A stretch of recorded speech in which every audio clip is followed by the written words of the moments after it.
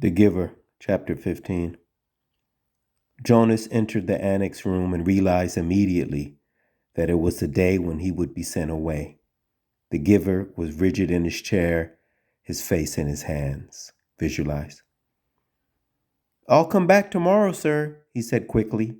Then he hesitated. "Unless maybe there's something I can do to help?" The Giver looked up at him, his face contorted with suffering. "Please," he gasped, "take some of the pain."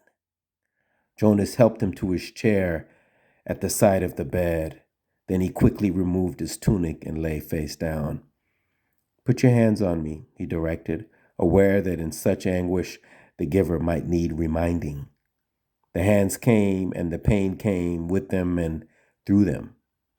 Jonas braced himself and entered the memory which was torturing the Giver. Visualize. He was in a confused, noisy, foul-smelling place. It was daylight, early morning, and the air was thick with smoke that hung, yellow and brown, above the ground.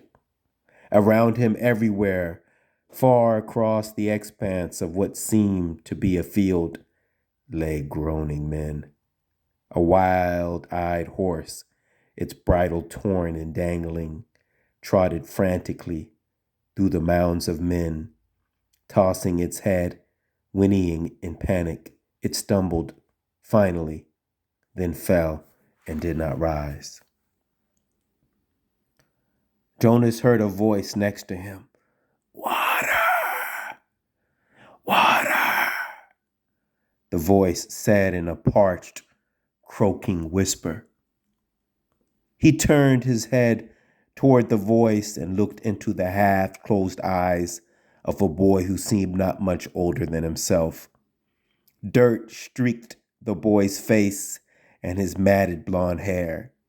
He lay sprawled, his gray uniform glistening with wet, fresh blood. The colors of the carnage were grotesquely bright. The crimson wetness on the rough and dusty fabric, the ripped shreds of grass, startlingly green, and the boy's yellow hair. The boy stared at him. "Water!" he begged again.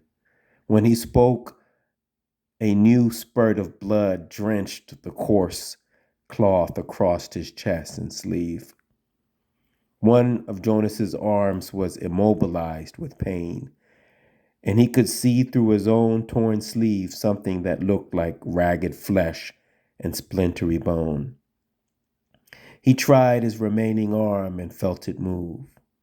Slowly he reached to his side, felt the metal container there, and removed its cap, stopping the small motion of his hand now and then to wait for the surging pain to ease. Finally, when the container was open, he extended his arm slowly across the blood-soaked earth, inch by inch, and held it to the lips of the boy. Water trickled into the imploring mouth and down the grimy chin. The boy sighed.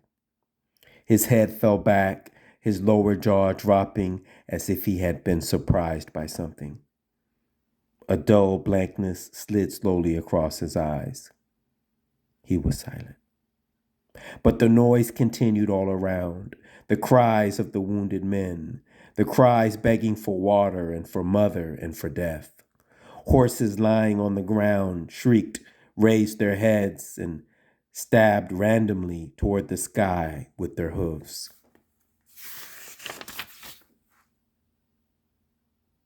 From the distance, Jonas could hear the thud of cannons, overwhelmed by pain.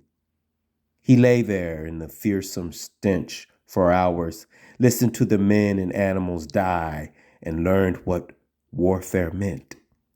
Finally, when he knew that he could bear it no longer and would welcome death himself, he opened his eyes and was once again on the bed. The Giver looked away, as if he could not bear to see what he had done to Jonas. Forgive me, he said.